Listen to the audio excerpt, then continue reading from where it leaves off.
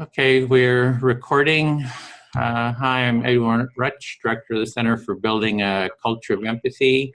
And this is an ongoing series of empathy circles that we're doing to bridge the social and political divides. And that means for everyone to be heard to their satisfaction. And we want to try to spread this practice, the empathy circle practice. We're hoping to have hundreds, thousands of people practicing it and becoming facilitators. And as a viewer, you're invited to take part as well. You can go to empathycircle.com, and there's information on how to take part in one of these empathy circles, as well as how to become a facilitator. And we want to get started with just a quick introduction, just to find out where everyone is sort of on the political spectrum. And so just say your name, where you're from, and your political leanings, and I'll model that. So I'm Edwin Rutch, Director of the Center for Building a Culture of Empathy. I'm here in the San Francisco Bay Area near Berkeley, a little town called El Cerrito. And politically, I'm on the empathic side. So not left, not right, but empathic. Now I'll just call on people, starting with Carolina. Would you just introduce yourself? My name is Karolina Kubiak. I'm calling from Gdańsk, north of Poland, Central Europe. My political view, in short, is radical left, really radical left, but with Gandhian methods, Gandhian means. Okay, Charles, and you're muted.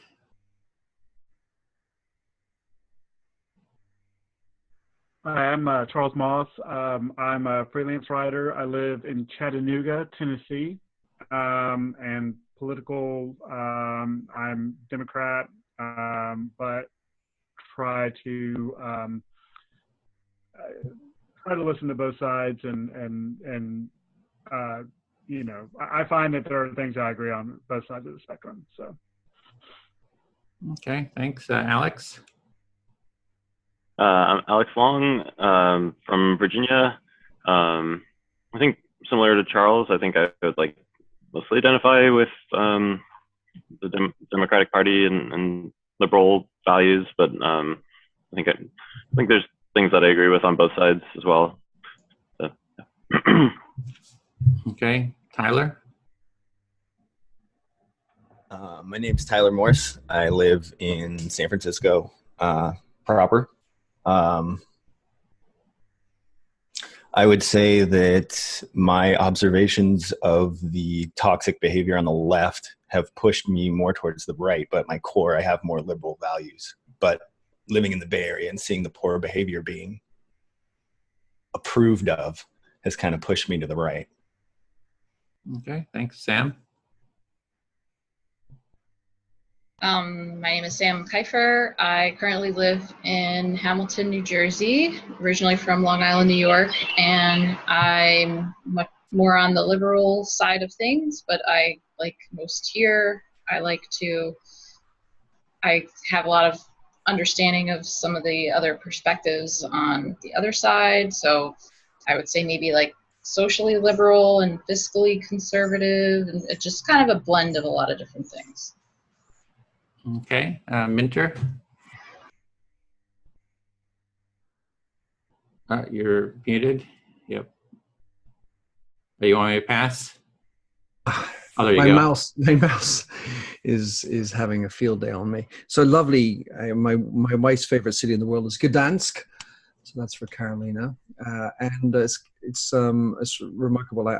I voted both Republican and Democrats in the United States, and have tended to vote on the right, if that is such a thing, in France. I live in London, and my observation is that neither right nor left is actually properly constituted. So it's actually, I think the problem is that we need to redefine the spectrum and come up with a different form of democracy. Otherwise I'm an author, a filmmaker, and a rebel rouser. Okay, thanks. Bill? Hi, my name is Bill. I'm a retired special ed teacher. And as I usually say, I'm on the left, but it's complicated.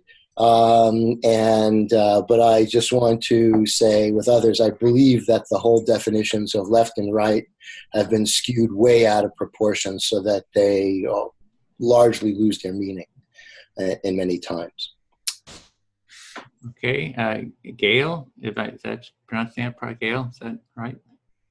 Yes. Okay. Hi, everyone. This is my first empathy circle, and I live in Gail Yamauchi Gleason. I live in Santa Cruz, California.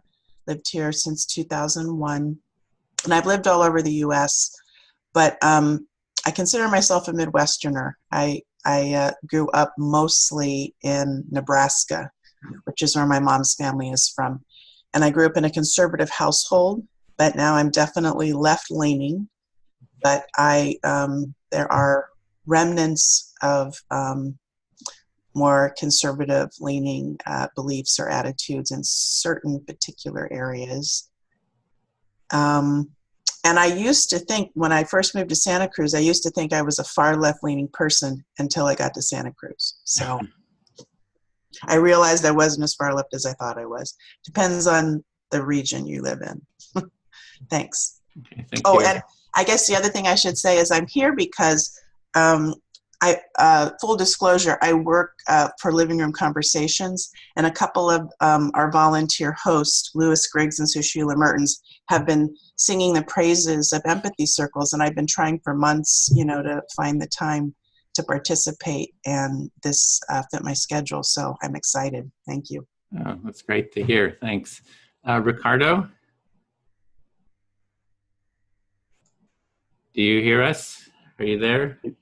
He said he was having mic troubles in the chat. Okay. Let's see. I guess we just see. Okay. So let's see. We want to. I hope everyone had a chance to take a look at. Oh, Ricardo, if you can get your mic working, do start speaking. We'll kind of include you then. Hopefully you're kind of working it out. So hopefully everyone had a chance to take a look at the instructions for an empathy circle. So I'll just review the basic process quickly. So in this process, one person is the speaker and they will select who to speak to.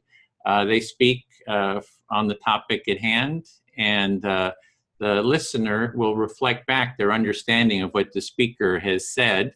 And each person will have 5 minutes to speak and to get a reflection of what they're saying. And then once you feel heard or the time is up, you can say, I feel fully heard, or the time is up. Then it becomes the listener's turn to become the speaker. They select someone to speak to, and you just keep going around for the time allotted. A few tips. As the speaker, you select step one, let's see, speaker tips. We want to include everyone. So when you choose someone, try to spread the attention. But it is, as the speaker, it is your choice to select who you want to speak to. So ultimately, you can choose. The intention is for you to be heard to your satisfaction. And you want to pause often to give a chance to the listener to reflect back what they're hearing. When you're done speaking, you can say, I feel fully heard, and that indicates you're done. It's the listener's turn to talk, become the speaker. And as an active listener, in your own words, you're just reflecting back the essence of what you hear the other person say. So you don't have to say every word that they say in reflection, but just kind of the essence and the meaning that they're trying to convey. And you're wanting to refrain from putting your own stuff in there, not asking questions, not trying to advise or sympathize. Just reflect back what it is you hear as accurately as possible. And when it's your turn, you can say anything you want. There's no political correctness here. Be as nasty or generous or whatever it is you want to be. It's your turn to be whoever you want and express any feelings. And as the listener, if the speaker is saying a lot and you're starting to lose, awareness of what they're saying because there's so much, you can say, oh, can you just pause for a second so I can reflect back what it is that I'm hearing. So that's kind of the basics, and now we're ready to get started. And I'm just thinking if we break into two groups, we have, let's see, Bill, could you take one group? Would that work for you? Okay. And you can also record. I'm going to give you record permissions. Okay. Allow record. I'm going to create two rooms. And the first one is going to be a little bit bigger because, which I'll be in because two of the participants are going to be leaving early. Edwin, Yeah. if I remember, you told that Charles kind of Charles Moss, I mean Charles, proposed to do such a talk. So if we can hear him and then split into rooms. What do you Okay, think well, about how do we do this? We start with one big group to begin with, and we'll sort of model the listening, and because it's a little, usually we like to go for 2 hours, but we're only going to have two of the participants for 1 hour. So maybe we'll just start with one group, and we can start with, so our topic is, what is the relationship of masculinity and empathy? And Alex, could you hold the time for now for 5 minutes? And we can start maybe with Charles, you speaking to me, and I will do a reflection. So you were the one that sort of came up with this topic, and so we could start with you then, sort of maybe to set the stage. Sure. Can everybody hear me okay? Yeah. Okay. So you're speaking to me, and I'm going to reflect back what I'm hearing you say. Okay. So never done this before. So I am writing I do a column, a weekly column on masculinity, and so Edwin and I have been talking, and Tyler and I have been talking as well. But Edwin, as far as you know, empathy and masculinity, I'm not exactly sure, like exactly what I'm supposed to be talking about as far as, like, am I just speaking from like my personal? Yeah. So yeah, you just speak from your personal experience, your own thoughts. So what I'm hearing, just to reflect back, you're even wondering what to talk about or how to talk about it. So kind of some questions about that. And this is the first time you've done an empathy circle, so maybe you're feeling a bit unsure, like how this is supposed to work. Feeling a little nervous. But you know, I think with me, I feel like I've always tried to be an empathetic person, but I feel like as I get older, I have lost that ability a little bit. And I guess I'm just looking for ways to try to strengthen my empathy when it comes to my kids, when it comes to my wife, when it comes, you know, like, I feel like I'm very good about it. You know, when I listen to, like, in a setting like this, I try to, I'm better about it with strangers rather than with members of my own family, if that makes sense. So okay, let me reflect back what I'm hearing. What I'm hearing is that you feel that, like, with strangers in a context like this, you're a good listener, but you're a better listener in these kind of contexts than with your wife and kids, and you would like to become more empathic with them and a better listener. Exactly. Is there more? No, that's it for right now. Okay, then I will speak to Sam. All right, I'm listening. Okay, yeah, I think this is a really great topic, like empathy and masculinity, that I see sort of, I see the possibility of a sort of a more empathic masculinity or an identity being formed that that I see people like Bill, for example, who's very masculine, you know, gets out there kayaking and all this, but he has a real interest in empathy. You know, he just works really hard at kind of developing his skills, and, you know, he's a teacher, and he tries to really take care of his students and, you know, kind of be sensitive to them. And I just see that there can be this identity of, instead of being the tough guy that, you know, kind of domineering, you can be more empathic and really be sort of, you know, someone that's aware of the well-being of everyone. Okay, so you're really excited about this topic, and you're hoping, or you're hopeful that we can create an identity, a masculine identity that involves more empathy. And it sounds like you're really encouraged to see examples of this, like in Bill, where he has some of those aspects of masculine, you know, go-getter kind of out there, but then also has a very caring and empathetic side. And you're just really hopeful that this can, you know, become a new identity for men. Yeah.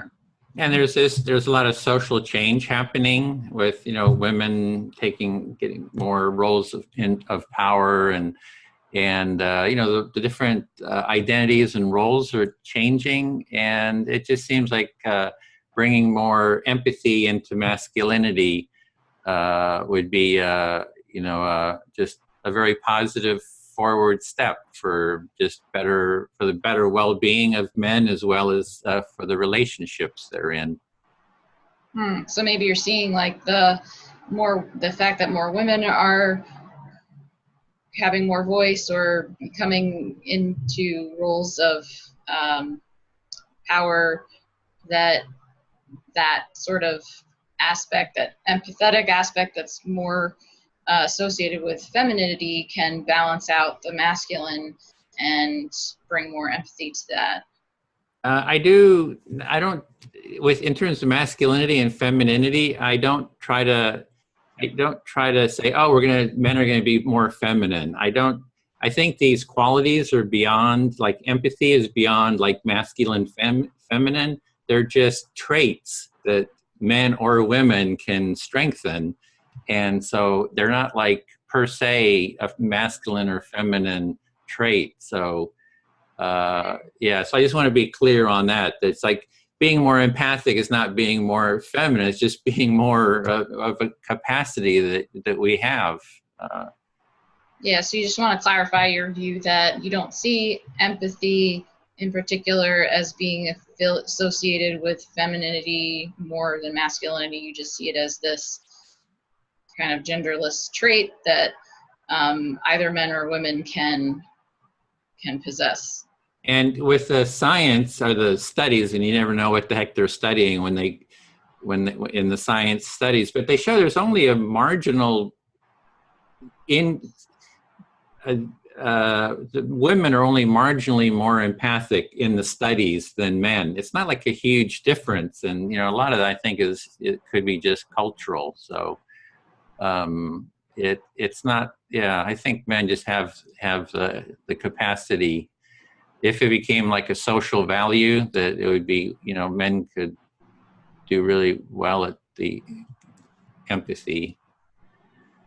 Right. So you're seeing this perception of women as maybe being more empathic than men strictly related to what the social values or norms have put forth, and it's not necessarily an inherent quality of men or women, because the research shows that men are, you know, pretty much just as empathic as women. And if we valued empathy more in men socially, then, you know, men could have that trait just as much as women. Yeah, and have skill building. Like the empathy circle is really an empathy skill building practice. So if we just had that more, then yeah. Yeah, so you see the role of the empathy circle as teaching the skills of empathy, so that everybody can have more of that, men and women. Yep, I feel fully heard. Thank you. I'm going to speak to Tyler. I'm listening. All right. So I'm also really excited about this topic because, like Edwin has mentioned, I do feel like at least in Western US culture, there's become this definition of masculinity that I would describe as more toxic, in that it emphasizes like domination and control and aggression and pretty much like a complete lack of empathy. And yeah. So I hear you saying that that you see that the Western definition of masculinity has shifted to something that you feel is toxic, that focuses on aggression and domination and the worst parts of masculinity, I guess.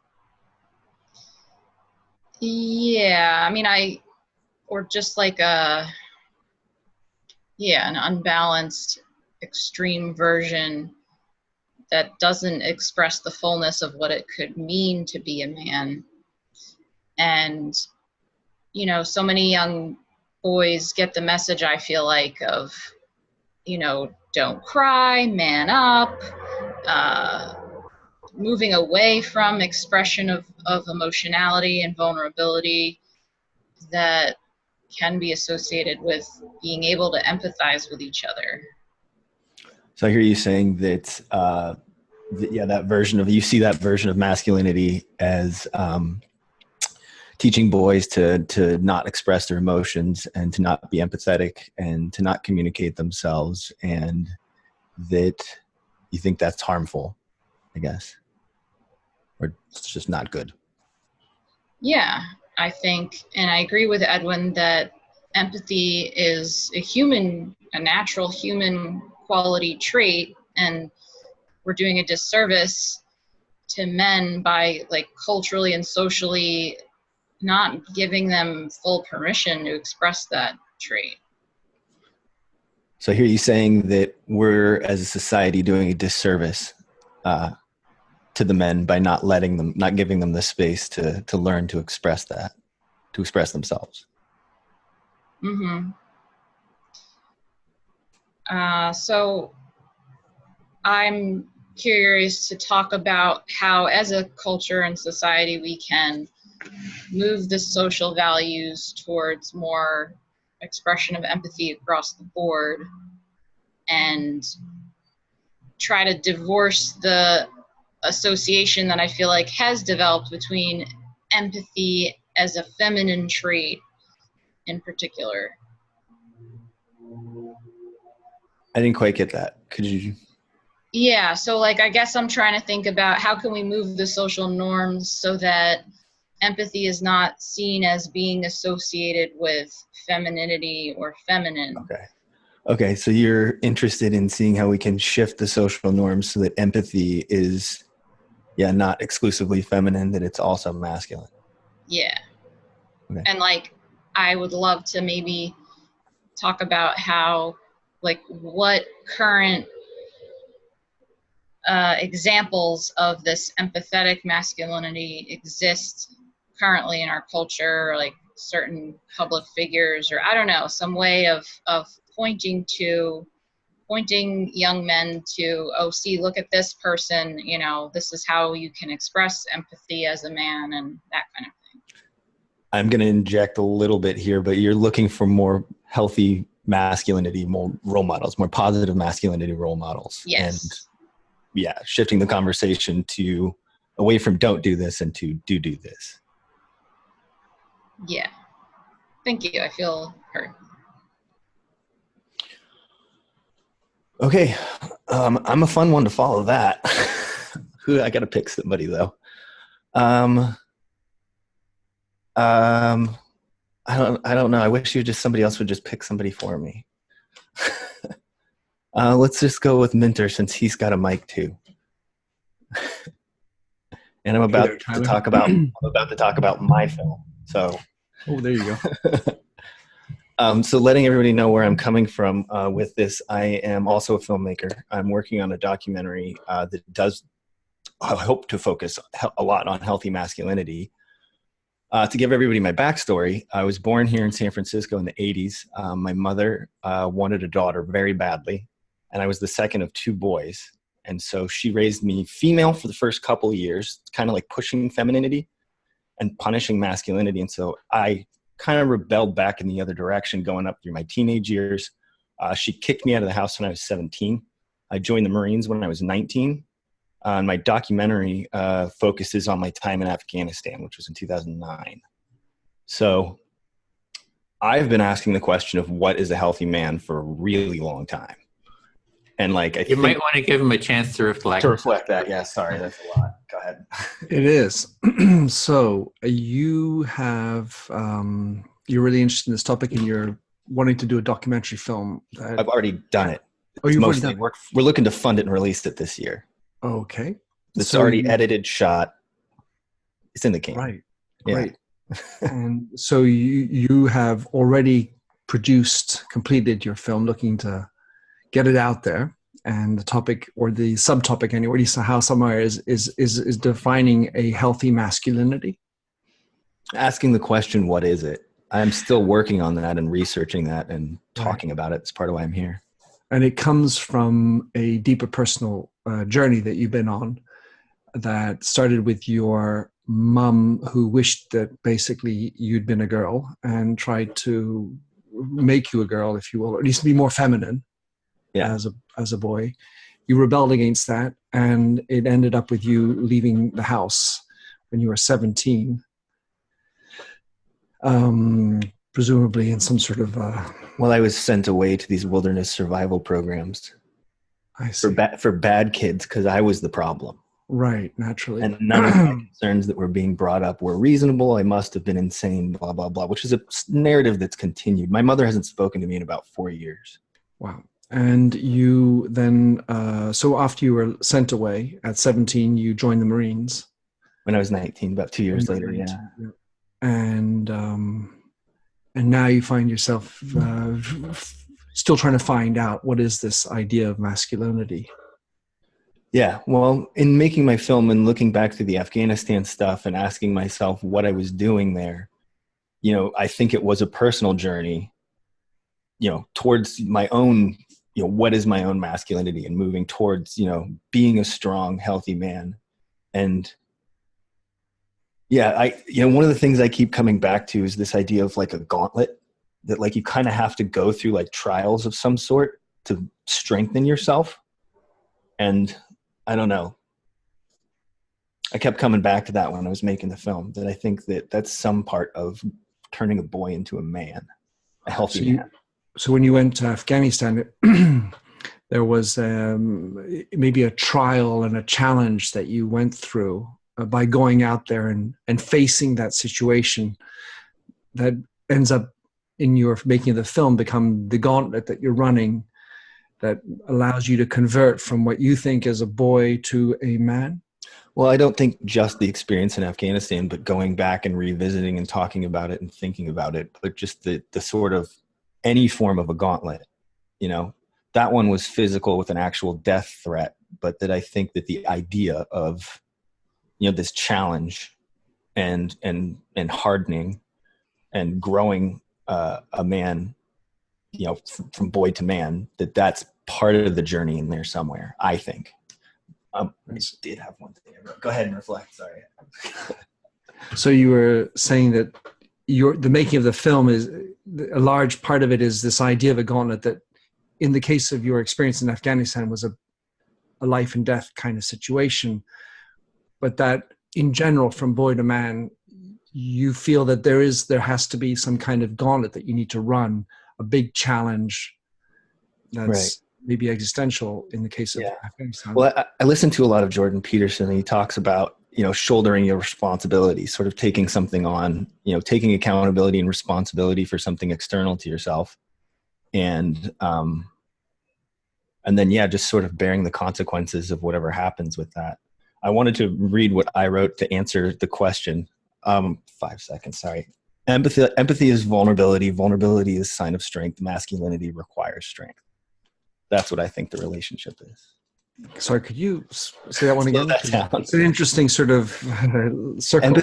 Empathy is vulnerability. Vulnerability is a sign of strength. Masculinity requires strength. And maybe there's a therefore after that. So, Yeah, maybe. So let me just go back. You listened to Dr. Peterson, and he talks about the need for difficulty and challenge and responsibility and accountability. Responsibility, sorry, yeah, and that you need to do something that's beyond you, some greater activity. You need to take responsibility for that, and I'm not sure how it necessarily runs into the next sentence. Yeah, I think that's part of the gauntlet. That I see. Not necessarily life and death, but just responsibility and accountability, and yeah. And my question is there a relationship between? Just reflecting back. It's the time too. Just to add, okay, I was trying to understand. Oh, you are. Oh, nuts. Well, I was just trying to understand to reformulate, but that's good stuff. Yeah. Thank you. I do feel full here, by the way. Thank you. Sorry. Thank you. That was a challenging one for me, Tyler, on many levels. Select whoever you'd like, and yeah. So I will take Bill. I'll be happy to listen to you. Thank you, Bill. So,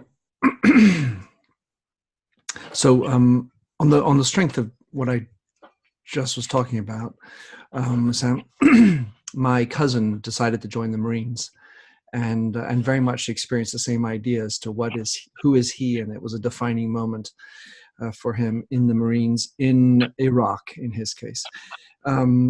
So I did a film also, and my film, I found myself really plowing down a very masculine version of what being an officer in the United States Navy in the Second World War, and I got surrounded by a number of people, very masculine culture that I was feeling anyway in the military services.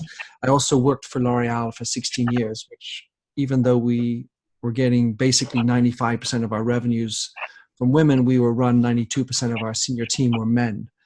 And I felt that was a very toxic environment. And it was all about, hard hitting on the table. And how do you then create an empathic listening kind of style in an environment that is so dominated? And even the women who... Okay, let me reflect what you got so far, see if I got it right. Okay. So you also were, affected by Tyler, who also, and you've done a movie as well.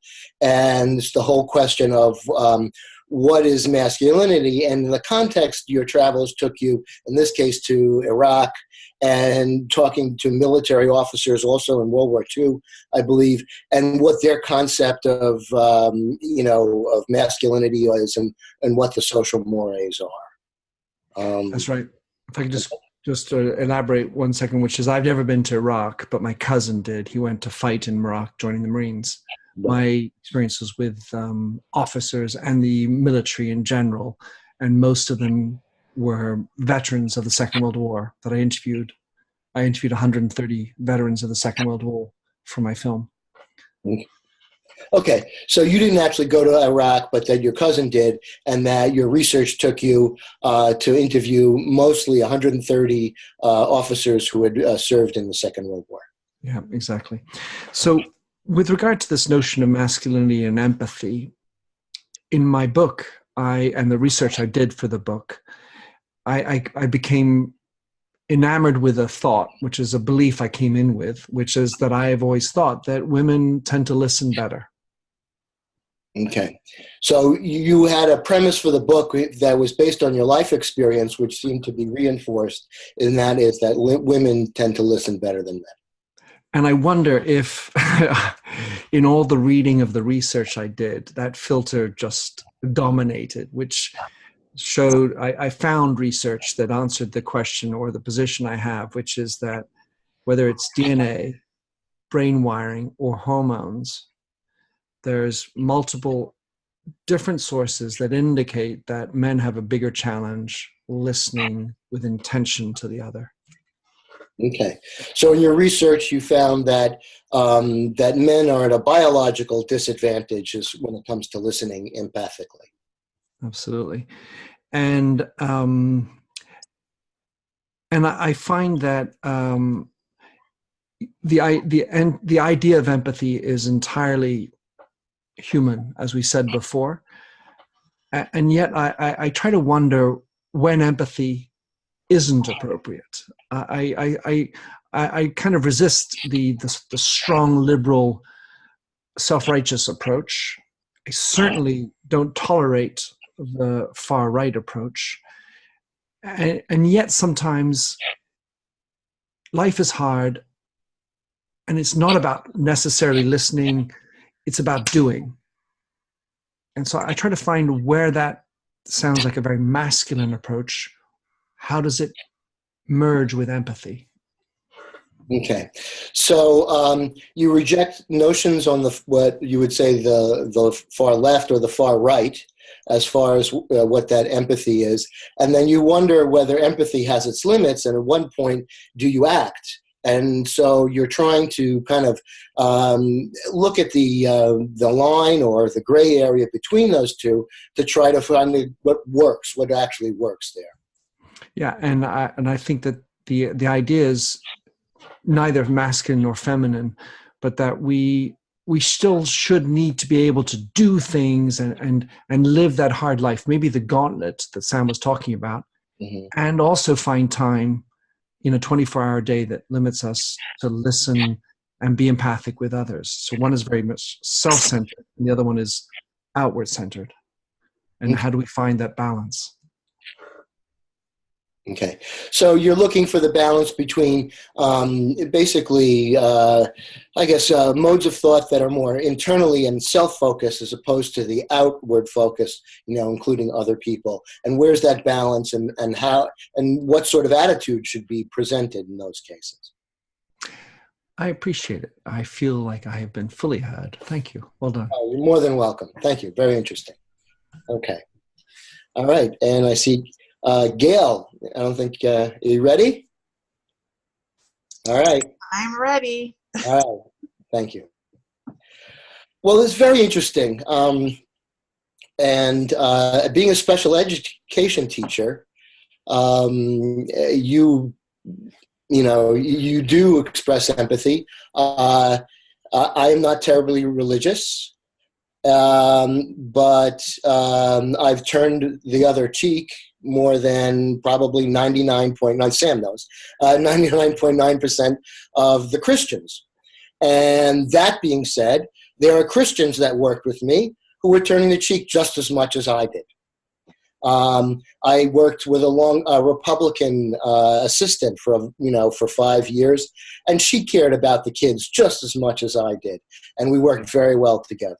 So I found that it wasn't about these labels, it was about what you did and what you thought, and whether you're willing to actually come into some sort of mutual agreement of something. We didn't always agree, my colleagues and I, but what we did is that we put kids first, and then we worked out our differences. I'll stop there, Gail. That's a lot. Thanks. So in your work as a special education teacher, you were able to notice that both yourself, who is more left-leaning, and your more right-leaning or Republican coworkers were both able to show empathy to the children, to the kids you were working with. And it wasn't maybe exactly the same way, but it was clear that you all cared for the kids. So you learned something about that you and that you both turned the other cheek. You did that as much as they did, even though you don't ascribe to a particular religious background that believes in that. Right. And then I had one. It was interesting. There was an incident that happened where it sort of came, to, and this was we would always meet the kids outside in front of the school every day because there were always going to be problems. And so I was standing there with a counselor who had recovered from cancer surgery. She was an older woman, and so she had brittle bones and things like that. She was dealing with this issue. And a guy drove up in a pickup truck and then slammed on the brakes. I saw he had a little kid in there, and the kid's head whiplashed forward and whiplashed back. And then he came, and then he was arguing. He came out and he started yelling. And of course, he didn't come to the man. He started targeted the woman who was there. So I'll stop there. So there was an incident that happened once. You would often be outside at the end of school because things often occurred during that time period. And you were standing there with another staff person who was a counselor who, because of health reasons, I think you said cancer, had a brittle bone. And while you were standing there, a man drove up. I don't know if it was a car or a truck, but truck. He had a small child, I think a boy, in the seat next to him, slammed on his brakes, and the little kid's head went back and forward sharply. I think that was it. Yeah. So he complained about all of the buses that were around, and he said it was dangerous for the kids. And I could see that he was more about venting his anger than actually taking care of the kids by the way he stopped and his own grandson's head whipped around. So I was concerned. I'll stop there. So I'm sorry. So previously you had said you felt like he had targeted the woman with coming up to her in particular with his upset and his anger. It seemed like it was, and he said the reason that he was angry was because he didn't think that the pickup environment was safe for children, but it was your sense that that wasn't the real issue for him.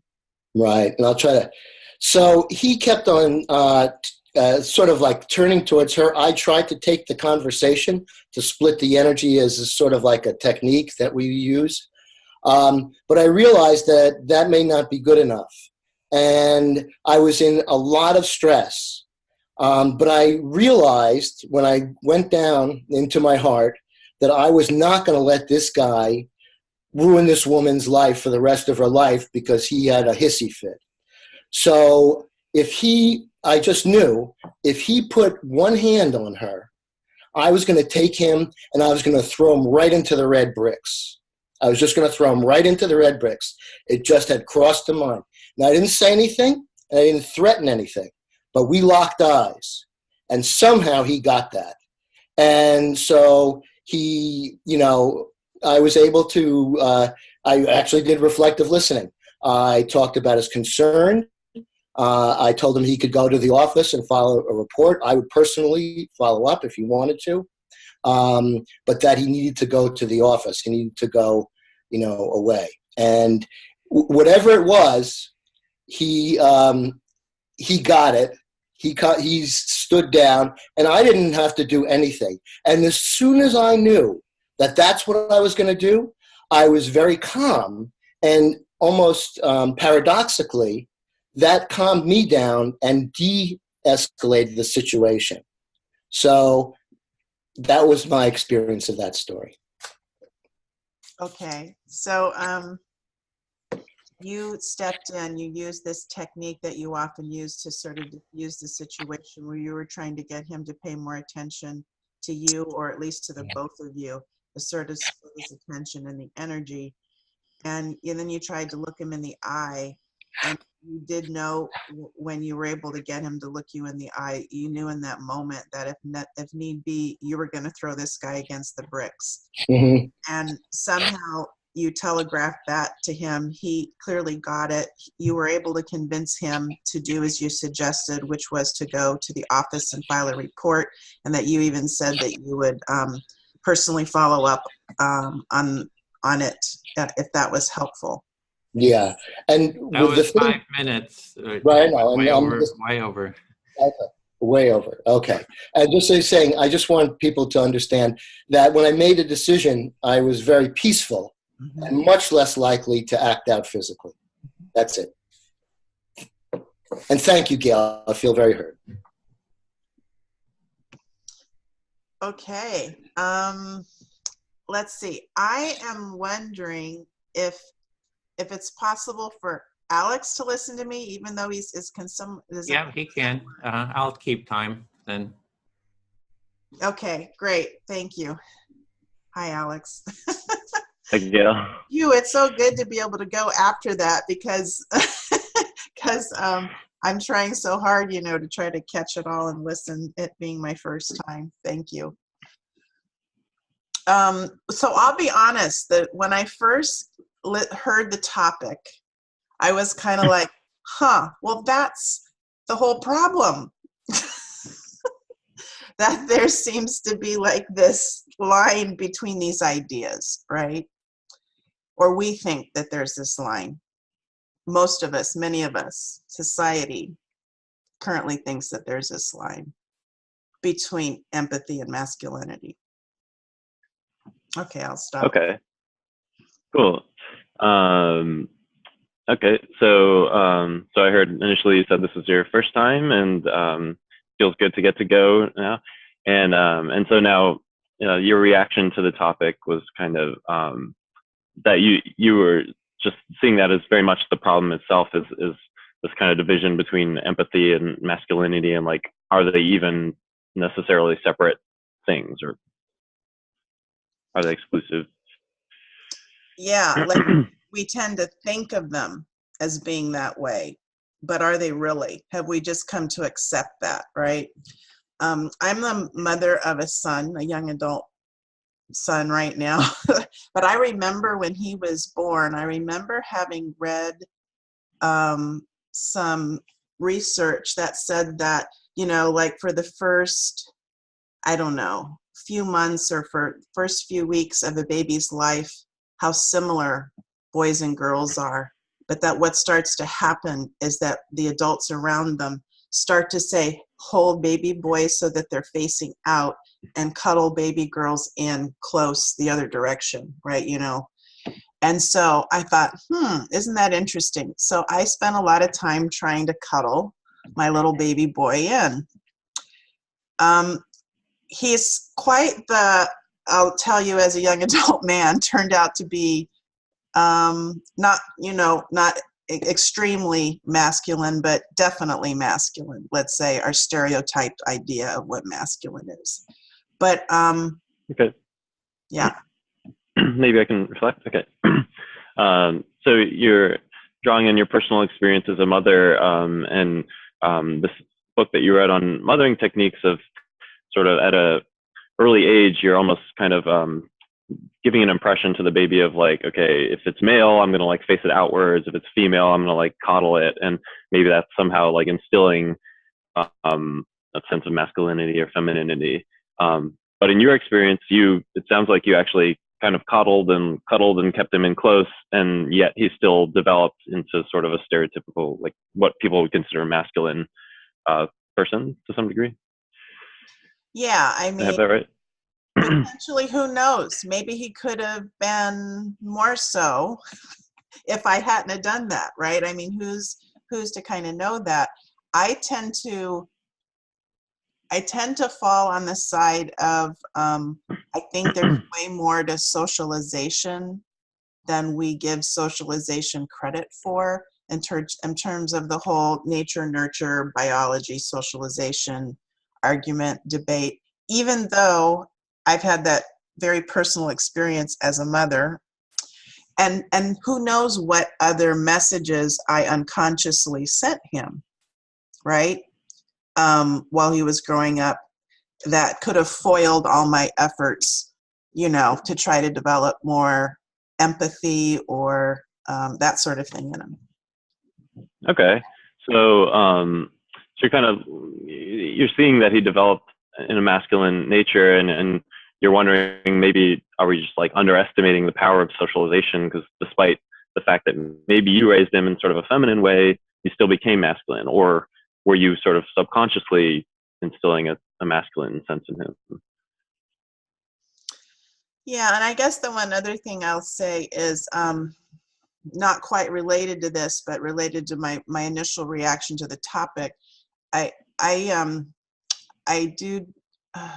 used to do a lot of diversity training, and so one of the things, after thinking about that quite a bit and having experience interacting with people on that topic, one of the things I came to feel or believe at one time is that if we could just focus on maybe helping to free people who identify or fall into the categories as white, heterosexual, male, that we'd actually make a lot of leeway. We'd make a lot of great progress, right, in what we say the project of appreciating diversity is, or social justice for people.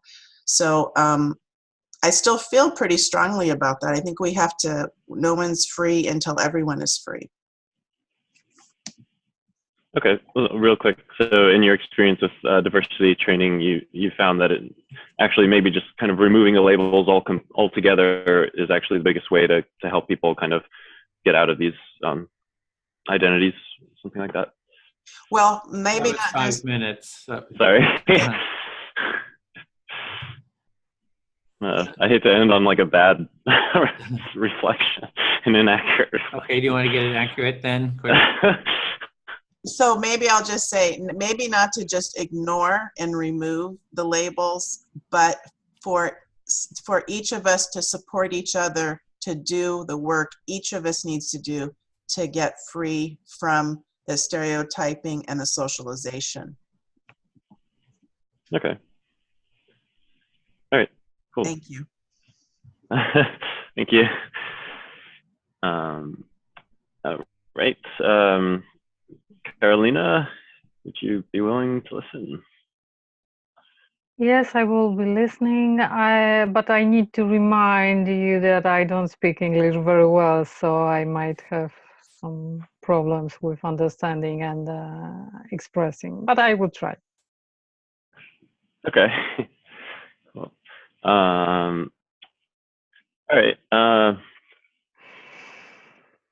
I guess so. I'm having meta thoughts, I guess you could call them, of like I'm just reacting to the nature of this specific group that we're doing, and I haven't been in an empathy group of this size before, and so I'm kind of like had so many things that I wanted to say as each person was talking, and so many reactions, and I've forgotten all of them.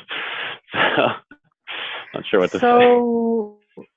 So let me reflect. You were listening, all participants, and you feel kind of overwhelmed by ideas and thoughts everybody was sharing with us, and you would like to respond to everyone, and you just don't know what to say.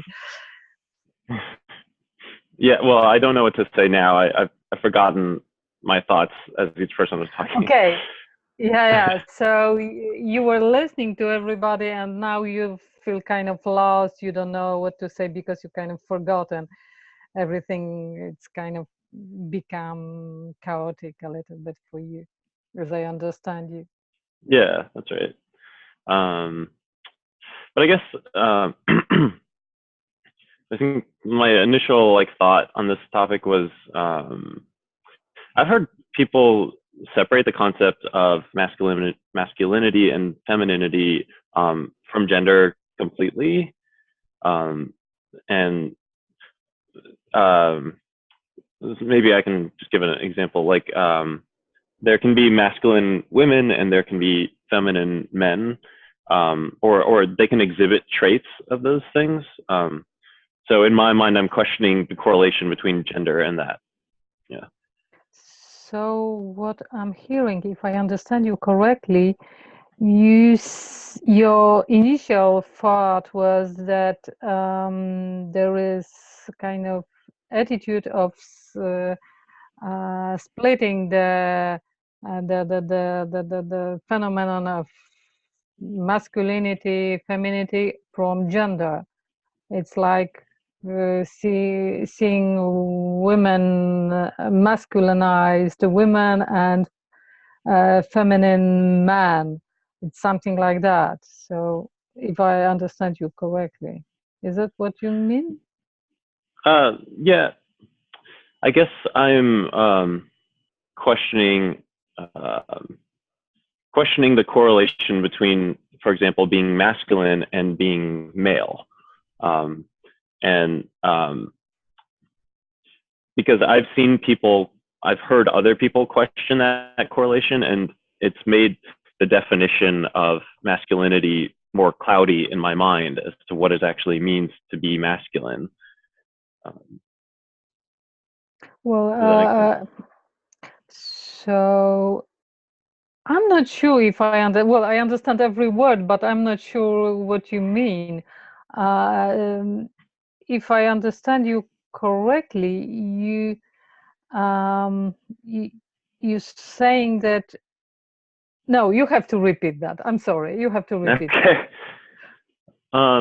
Yeah. Like,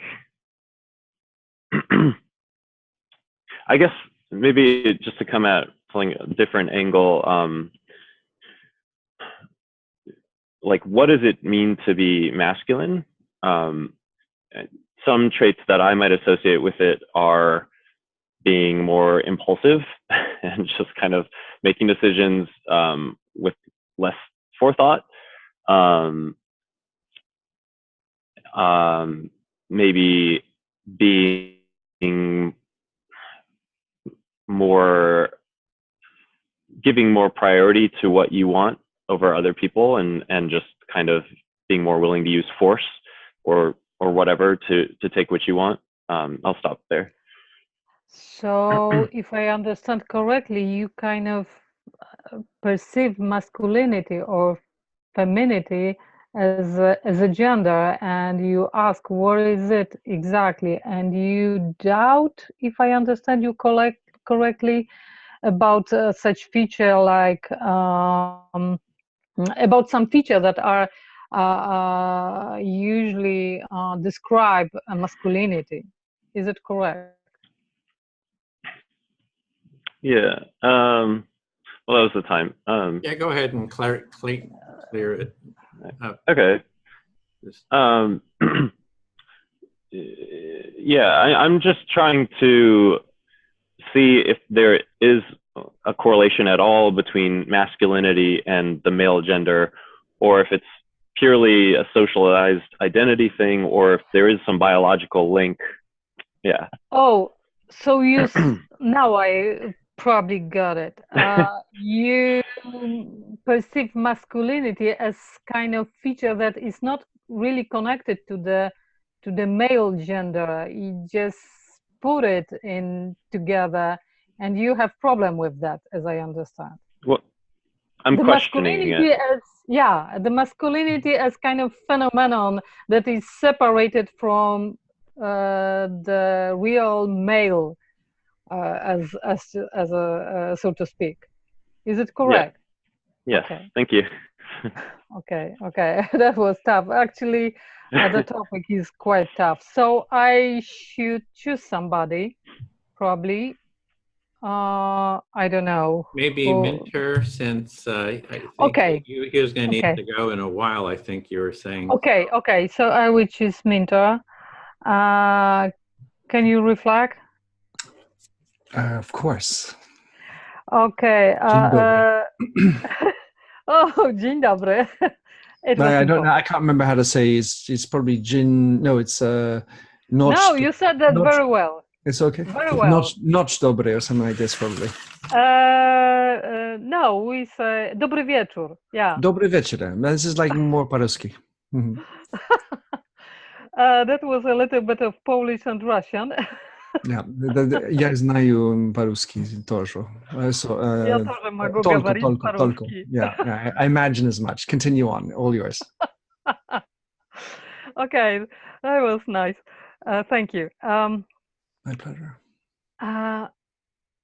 Well, the topic is tough. As you saw, I had problem with reflecting Alex because the problem of gender, masculinity, femininity is very complicated. And we kind of balance between our personal experience and what science says about this phenomenon. So you are at this point jumbling these different concepts. Sometimes the confusion between masculine and male, feminine and female, then the difference between your personal experience and what science has been showing. Yeah. And when I was preparing to our call, I began to check all my books about masculinity, and I found some researches that shows that connection between masculinity and violence. And the obvious example of this connection is, for example, fact that prisons are mostly full of men. So it's kind of very easy to find out that there is such situation. Yeah. So your observation is that there seems to be somehow in your de facto experience or observation a relationship between violence and masculinity, and to wit, you see that in prisons there's a larger percentage of men. Well, actually, it's not my observation. I just read that in some research papers. But what is interesting, we kind of mixing few phenomena. First, just gender, male, female, then masculinity, femininity, violence, heterosexuality, because we kind of put together masculinity and heterosexual male together, and that's the essence of masculinity. However, for example, in ancient Greece, we have homosexual men loving each other, and that was the ideal of masculinity. Yeah. So I have to give you my understanding is that I have the doorbell ringing, so I'm a little bit nervous about that in the background. I'm trying to manage that in a moment, but what I hear is that there's so many conflicting ideas as to what is feminine and what is masculine, and you have your observations, of course, that you may be bringing it to a personal, but it seems that there's no clear path as to understand if there is to be a difference, and then if these differences are attributable to a masculine or a feminine identity. Well, what I mean that we're confusing few different things, and actually in the history of human, it wasn't always like that masculinity was male, heterosexual, aggressive, violent, and etc., etc. It's not it's not the nature of male. Like it's rather cultural heritage or cultural pattern we developed. Right. And as example, I gave ancient Greece, where homosexual love and was the ideal of love, and the cult of body, masculine body was also the idea. So it was homosexual man and homosexual masculinity. So it's not that simple that it has to be heterosexual, violent, etc. Right. So you were saying that we create these ideals that they actually change over time, and you refer back to the Greeks, where homosexual love between men was an ideal and a preferred situation, and and the revering of the male physique was considered a good thing, but then the trends seem to evolve, if that's a word that I could use to say that we have ideals that actually change and then become incarnated and feel like this is the thing, but actually things change over time. Yeah, so wrapping up, I just want to say that the pattern, the model of masculinity, femininity, whatever it is kind of historical. It starts and it ends. And that's what history of humans shows. So we should see that in kind of, well, it's not the nature, it's kind of cultural heritage. That's how I see that.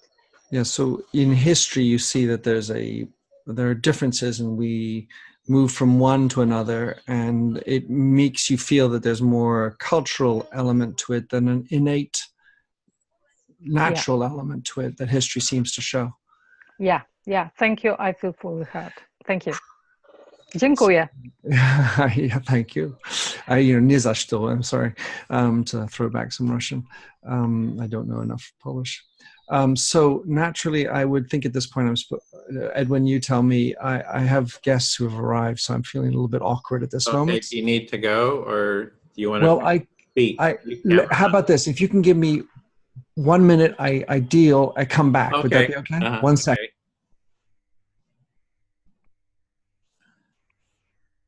So this, generally the empathy circle is 4 to 5, but since 2 people needed to leave, had a bigger one because otherwise it would kind of throw things off. I'm sorry, Edwin. I just wanted to hear Charles because he initiated this talk. So I kind of interfere. I'm sorry. No, thank you all for waiting. Fine. It was just a little bit, it's kind of thrown things off because I was just mentioning that generally the empathy circle is like 4 to 5, so everyone gets more time to speak.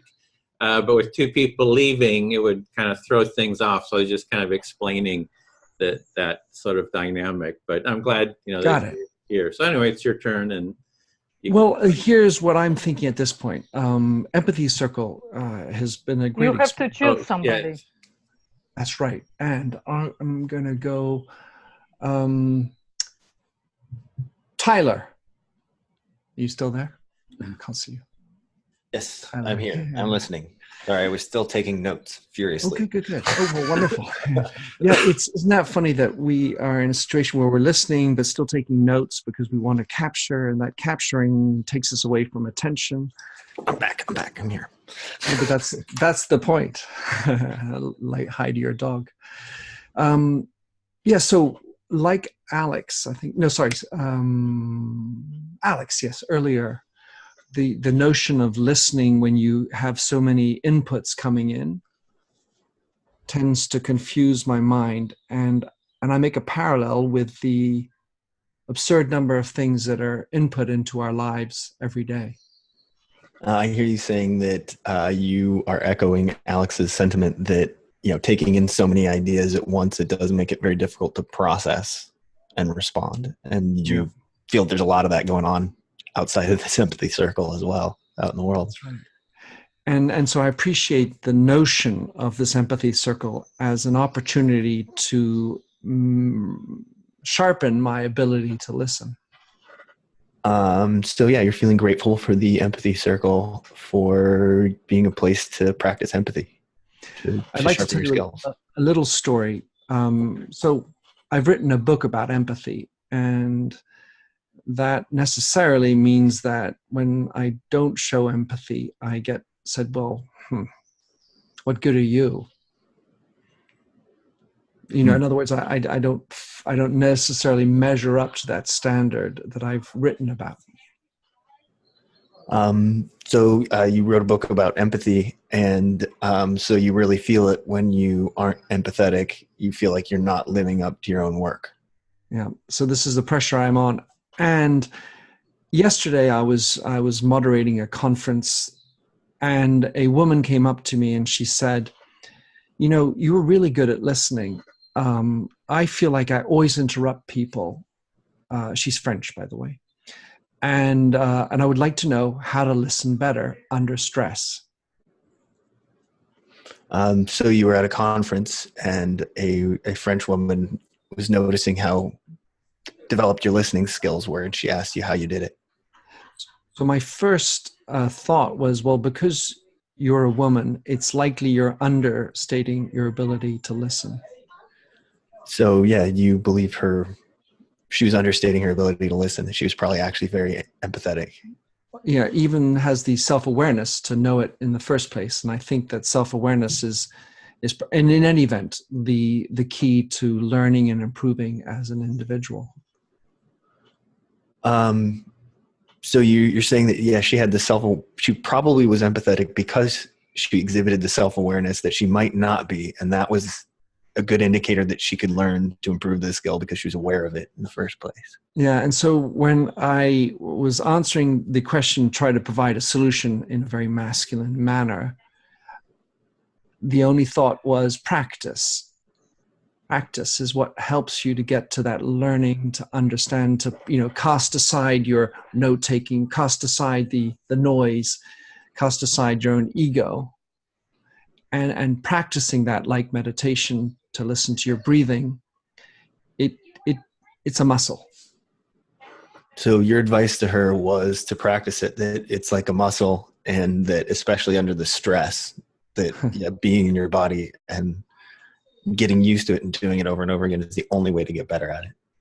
Yeah, and so trying to practice listening to 10 people's stories and having guests coming in, I feel like I'm under stress. And so you feel like you're definitely practicing that right now. I'm trying hard. But of course, at this point, you're the one that's listening, and I appreciate that, Tyler. And yeah, I'm listening. All right, Tyler, I feel very listened to, and I'm really apologetic that I have to leave. I think I could do much better, and I could, I would really appreciate having stuck on and got to know each of you. I enjoyed the conversation and hearing how, at the very beginning, people talked about seeming to cross across the spectrum in the political space. That's my last statement, Tyler. Yeah. So I hear you saying that you're grateful for the circle and listening to people, and you wish you could stick around, but you got guests and you got to go, and you appreciated the wide array of people in the circle of political views and ideas. Yeah. All right. Sayonara. Okay, glad you could make it. It was Thanks, great to have you. I'll drop you an email about the film. Share. All right, bye guys. Thanks a lot. Bye. Bye. Thank you. Thanks, Tom. I'm going to pick Sam. All right, listening. Okay, the first thing I wanted to address was some of the comments about male violence and some of the actual gender research that's out there, that women are actually just as violent as men. It's just instead of hitting, they use emotional violence. So ostracization and things like that. And I think it's interesting when you know that to look at things like cancel culture, where without a judicial proceeding or anything, this mass of people are ruining people's lives, sometimes justifiably, but that is essentially a form of nationalized female violence. So you wanted to comment on the topic of violence being associated with masculinity when you're aware of research that shows women can be just as violent, but the way that they express that violence is less physical and more it's social ruining.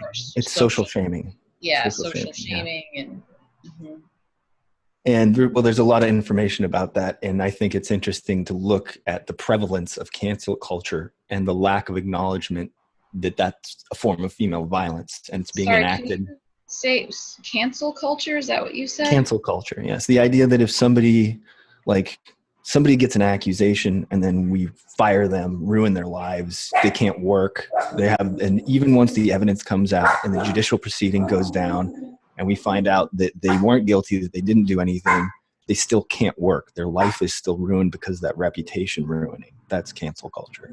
Okay. So you're saying cancel culture is where any kind of wrongdoing, even if it eventually is proven to be false, somebody's life still gets ruined, they're publicly shamed, they have to step down from their places of work, and that's associated with the female violence you're seeing. And that we're not talking about it. because we're so busy focusing on the men. And like, yeah, the men are violent. It's true. I know the numbers. There's other interesting numbers, like in male juvenile detention. I believe it's 90 to 95% of the rape is executed by the female caretakers. So, you know, when we talk about rape culture, like the numbers are right there. Nobody's talking about it because it's boys getting raped by women. So you're just pointing out a lot of the things that we're not talking about, which is like the cancel culture and also the men who are raped by women. Right. I'm talking about weak and vulnerable men, and that we look at men as being masculine, and if they aren't, we dismiss them. That they go into this category of, you're not valuable to society. We don't care about you. We're not going to listen to you. And you definitely can't be a victim. So we're not going to treat you with empathy. And a lot of men, I think the mass shooters are kind of like the guys that fall into this category in one way or another. That they aren't getting empathy on their problems. They aren't getting sympathy on their problems. They don't know how to solve them. They get more and more frustrated, ostracized, alone. And eventually they become violent because if nothing else, they don't, it's, Yeah, there's a lot of emotion around this topic for you. And yeah. I'm very angry and frustrated about my situation. I'm in a lot of pain and people don't care. People tell me to shut up and go away because you're a man up, suck it the fuck up. We don't want to hear about it. Right. And so you're seeing that all of these problems that men face are not being talked about and are shoved aside, similar to the way men are shoved aside, or their emotions are shoved aside. And so these things don't end up getting talked about, and then that ends up pushing men towards a more violent presentation. Right, because they're frustrated because they get told that to express yourself. They get told, you know, we want to hear your feelings and your emotions. We want you to be more empathetic and more expressive. And then when they do express themselves, in my personal case, I get told to shut up and go away because you're not allowed to have a problem. You're not allowed to be a victim. You're definitely not allowed to be a victim of a woman. And so my problem doesn't get handled within my family. I'm not, you know, that's my personal problem that doesn't get handled, but I also see how society handles it when I attempt to address it within my social circles. So you're seeing like society now trying to give more of a voice and platform for men to express their emotions, but then you're seeing that that's met with being shut down and continuing to be told you can't be a victim, especially a victim of women, and that's not okay for a man to express. There's certain things that it's just not okay for a man to express. Yep. Thank you. I feel fully heard. All right. I will speak to Gail. Ready.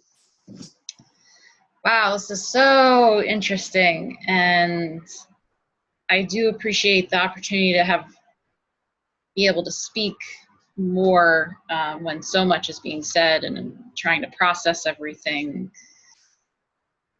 Just a thought right now. I'll stop there. It's very interesting and so many thoughts, and it's a little difficult trying to process it all. Yeah. And I think the association of violence with masculinity that Carolina was bringing up, I see that as being a byproduct of what I referred to earlier as toxic masculinity, which is connected with, I think, what Tyler was saying. I'll stop there, but there's a lot to unpack. So you're making connections between what you had mentioned earlier, the concept of toxic masculinity, and some of the data that Carolina shared. Yeah. And I notice right now, just being aware of myself, focusing back again on the man and the male component. And I do feel like I want to also acknowledge what Tyler brought forth about how women express violence, but in more social ways. So you're thinking about both the masculine, more violent, physically violent issue, as well as now trying to think about what that means about how women or females typically express violence, which is more social.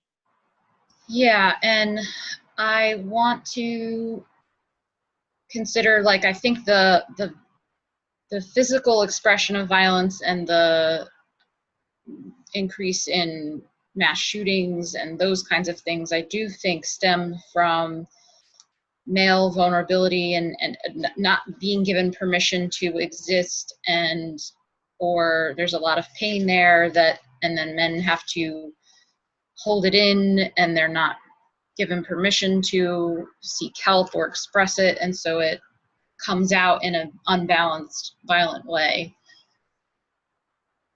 So you can see the connection between not being seen and heard or understood, or being able to fully express how a man being able to fully express how he feels, and how that can eventually end up in a mass shooting and other major violent acts. And also how man is shamed for having been a victim of violence himself, or having been socially ostracized and shamed. And I do see that as a profile of mass shooters. They tend to be men who've been socially ostracized and not accepted by women. Yeah. So you're seeing the connection between the ostracization, I guess. I don't know. It's a complicated word. Of men by women, and eventually in some extreme cases that ends up often being the profile background of mass shooters. And now I find myself wanting to turn to, so what's the basis for female violence, social violence? And if I'm talking out loud and considering the connection between physical male violence, I don't know, I'm not really sure what is it that drives women to socially ostracize and shame each other. Maybe, I mean, women also face the similar social pressures to live up to a certain standard, and when they don't live up to that, they're shamed in other ways. And so maybe it's just, this is how everybody's expressing their shame, but it's being done in different ways. I don't know. So you're trying to figure out what's the connection between men's physical violence and women's social violence, and perhaps the connection is simply the different socialized way men and women are able to express the misunderstanding. Like if women, I know time is up, but I just want to get one more thought out. Like if women were given permission to be more aggressive and violent, maybe they would express it violently. And if men were given more permission to be, I don't know, maybe they would express it the way women would. So maybe if men and women, or males and females, could express things in a different way than they're allowed to by society, then maybe they would. Thank you. I feel fully heard. Thanks. So we carry on. We carry on. We have another 15, 20 minutes left. Okay, Edwin, would you listen to me? Mm-hmm. Gladly. Listening. Thank you. And I agree. This second hour, it sort of feels like my head's about ready to explode. So you're agreeing with others. There's so much, your head feels like you're ready to explode. So much going on. Exactly. So I keep on, this topic really causes me to think back to being the mother of a young boy. But one of the things I do remember was exactly what we've been talking about the last few rounds. I remember noticing that with the little boys on the playground, the conflict would often be physical, maybe shoving or, but when it was over, it was over. And with the girls, the social, the talking and talking and talking and crying and and it lingered. Not all the time, but that's just sort of generally what I would notice. So you're just going back to your own personal experience with your own son and the children on the playground, that the boys would have it out and it would be over with a bit of shoving. And then with the girls, it was sort of more of a talking it out, but the resentments or issues would kind of linger and linger, kind of go on longer.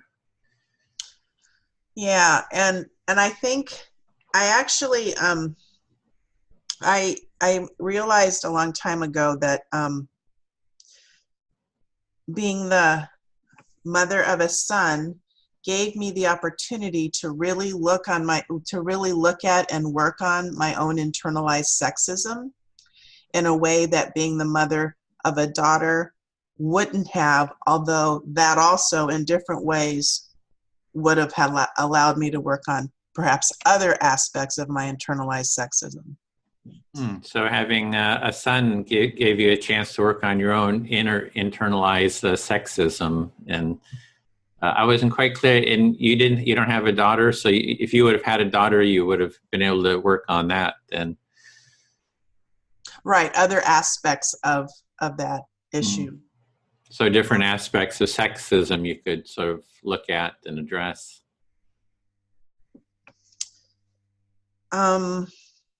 It's very interesting to learn about this terminology that Tyler introduced, this cancel culture. I'm very concerned about that, and I didn't realize that had gotten a name or a label or a moniker or whatever. So thank you. So you're grateful for Tyler's input about terms like cancel culture and seeing that those terms or concepts. And when I was thinking about this kind of the way this cancel culture looks in the adult world, but even in the world of kids, right? I was remembering when my son was younger, and actually quite young, and how there would be all this talk amongst the parents, oh, girls are just so much more advanced, so much more advanced, right? This is one of those moments where, where I learned a lot about myself as a female. And I thought, this is so interesting. Why is it so important for these mothers of daughters, to sort of feel so superior about the so-called social advancement of their daughters? That's just kind of the way I experienced it.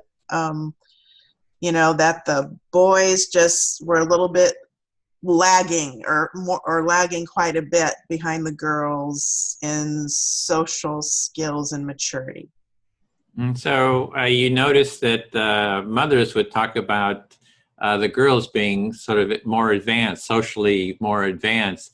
And it was sort of, you're noticing that and kind of just wondering about what that was about. Why did they see sort of as a sense of superiority or something? And so you just were able to see those type of dynamics. Yeah, so sort of like this unhelpful competitiveness, at least that's the way I kind of started to view it. Does it really need to be a competition, right? First of all, and is that not really useful? And the whole idea of competition even tends to get ascribed to masculinity. I don't know.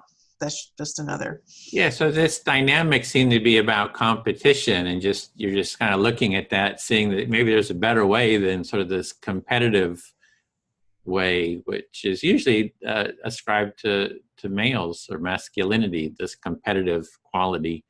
But you're seeing it with women too in this situation. Yeah. Okay. Thank you. Okay. All right. Let's see. I guess speak to Alex. Did you just go once so far? In terms, have you? Yeah. Sorry. You just gone once, so I'll speak to you. Mm-hmm. Okay. Yeah. Let's see. Yeah, just the whole dynamic of all the different things that women do to block empathy and men do to block empathy. So there's maybe different, constellations, but there is this basic block to empathy that I think we address. So, it's like with women, you don't have to reflect all these.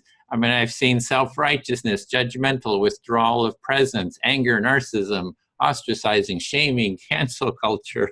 So there's all those things, but it's also with men, so there's just all these things that we do in the relationship to block empathy. And it seems to me the way through this is to foster more empathy between and among the different genders and roles. And yeah, it seems to me that is what the solution is. Okay. So you're thinking about things that block empathy both on the masculine side and the feminine side, and you're seeing it. There's plenty of things that on both sides, and kind of seeing the solution is just trying to kind of encourage more empathy within and between those groups. Yeah, and in my own family, just Sunday we had an empathy circle, a family empathy circle. So it's my sister-in-law has been seeing that had my brother tested, and he's supposedly on the autism spectrum, so, and it's kind of affecting their relationship. So anyway, we had an empathy circle, but there was problems between everyone. It's like between, my sister and my sister-in-law, between, my brother-in-law and my sister-in-law, so, and my brother. So it's just these dynamics are like all over the place. Like if we were all kind of a family here, we'd have all these, our own internal, everybody has some kind of a problem with someone else. Okay, yeah. So you're kind of seeing that empathy circle you had with your family as sort of a mini example of what's happening maybe at a larger scale, and sort of seems to defy gender. It's everyone has issues with everyone. Yeah. Like there's empathy problems across the board. Yeah, and it's for me, it's like, what do we do about it? How do we kind of address it? It's like there's this thing. It's like everybody can point out that where the other side is. In fact, politics seems to be about that. Is everybody points out where everyone else is unempathic, right? The left, the right. It's like you're unempathic. They don't use the word unempathic, but in a sense, all the criticisms are sort of like saying you're not empathic in this. And somehow telling everybody that they're not empathic is going to solve the problem somehow, which it doesn't, because then the response is just to show how you're not being empathic. So it's just this never-ending, mess. Okay. So you're seeing this sort of underlying, it's not spoken, but it's implied message being said in any kind of political debate, and where it's people saying you're not being empathic, and then another person replying that in some indirect way. Yeah, and for example, with the Kavanaugh hearing, I know Minter, he's not here now, but he had sent an email. He was kind of down on Kavanaugh, right? So, but it's like, to me, that was a whole mess right there, because, the right was supporting Kavanaugh, the left was supporting Ford, and what the solution, as far as I can see, was for them to have an empathy circle. So instead of this hearing, if they would have had an empathy circle where they were just talking through the issues, and it'd probably take, 6 hours or something to have some kind of a resolution, that would have been 100 times more effective than what the mess that was there. Mm-hmm. Okay. So you're thinking of this specific example where these two sides were having a hearing with each other and probably engaging in some of this kind of back and forth of like essentially saying you're not being empathic, vice versa. And you're saying that if they had actually engaged in an empathy circle, it would have been more productive. Yeah, that was the Supreme Court Kavanaugh hearing. So anyway, that's the, what I think is the way forward, but it's kind of a question of how do we, create that vision, that identity of empathy and support it and move it forward. So I think for me, that's the challenge. And I think in America, everybody wants to analyze it. Like, we're going to analyze it to death, and then that's going to solve the solution. The analyzing doesn't either. So yeah, I feel heard. You just reflect that last part. Sure. Yeah. So you're definitely, definitely holding to this, this strong feeling that empathy is really kind of the way forward, and you're seeing this pattern where people want to analyze everything and they want to like think about things and stuff like that, and that's not that being effective in your mind. Yeah, I feel heard. Thank you. Cool. I think we have one more. Okay. We'll talk to Bill. Listening. Cool. Okay. Yeah, I think so. Just to comment, what Edwin just said, that was actually really interesting. The idea that people are saying you're not being empathic. It reminds me of the NVC thing of like every criticism is a tragic expression of an unmet need. And this idea that we're basically all going around asking for empathy from each other, but doing it in a very tragic way because it's so ineffective. Okay, so you were talking about the nonviolent communication kind of interpretation of when we use criticism, we're kind of inefficiently asking for empathy. Yeah, exactly. And it's almost so obvious. I mean, now that Edwin has said that, now it's like so obvious to me that, yeah, that's what we're all going around saying. It's like we are asking for empathy.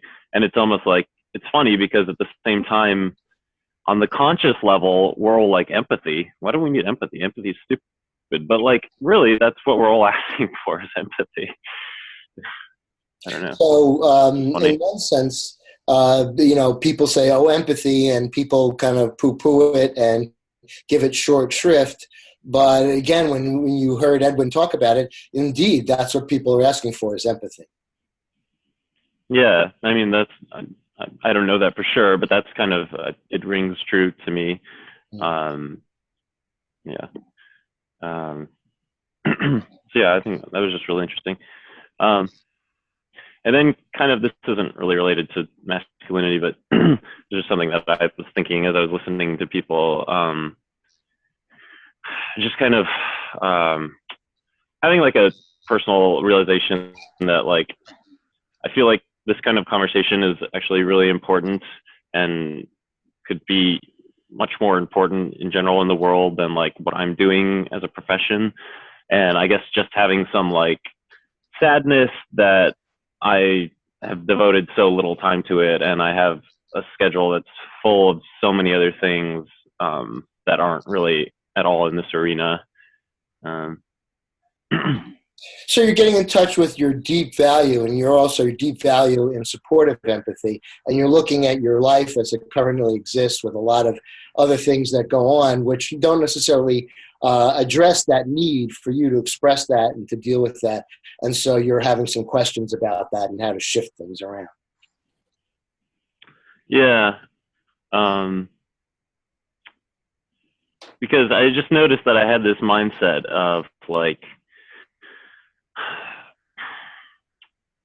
this was almost like a nice thing to do, and it was something that I could squeeze in when I had a little bit of extra time in my schedule, and like this empathy circle I'm talking about. And I'm just realizing like how, yeah, I guess like as you described it, like how out of a line that is with these deeper values of like, in reality, if money was less of a concern, I guess I would be like spending the bulk of my time during the week trying to do this kind of work, or trying to do the kind of work that Edwin does, where he's actually engaging with the political sides and trying to create empathy and stuff like that. Mm-hmm. So you're feeling the strain between the practical requirements of your life and where you really find that you have this deep value around empathy, and you would like to be doing more to basically practice it and spread it. Yeah. Yeah.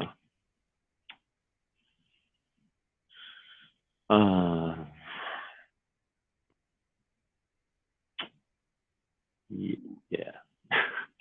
I don't know what to say. It feels just like I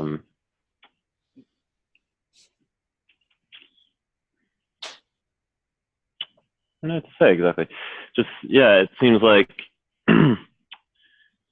everything sort of in my life kind of distracts me from this. It's like, oh, you know, this is what you'll get paid money. You get paid a lot of money for doing your job, and you know, you can have a relationship and you can go have fun, you know, spend this time with your girlfriend, and your friends want to go out and do stuff. And everything in my life seems to be pulling me in directions that are like completely different from this. I guess I'm just kind of seeing that and yeah, reacting to it.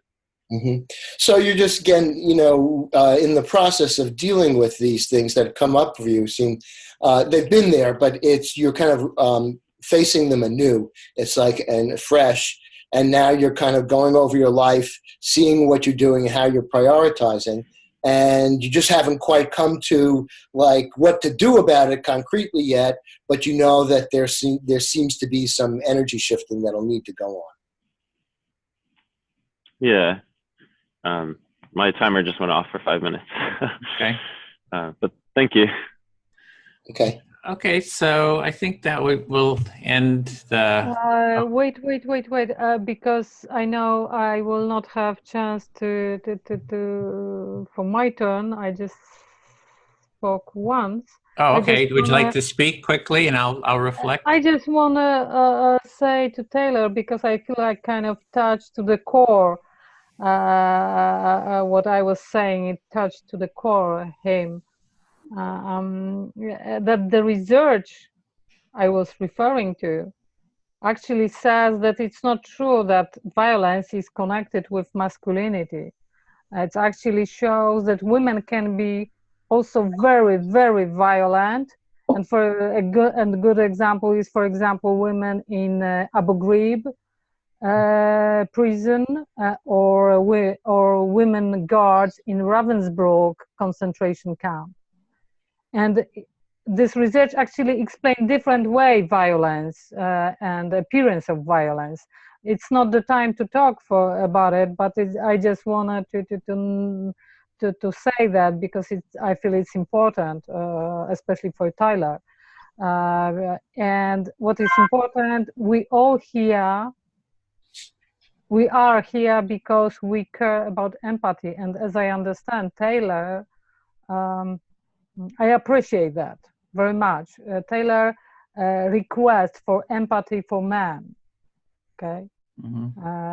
And this is a very important thing. It's not only about men who should show empathy, it's also men who request for empathy for them.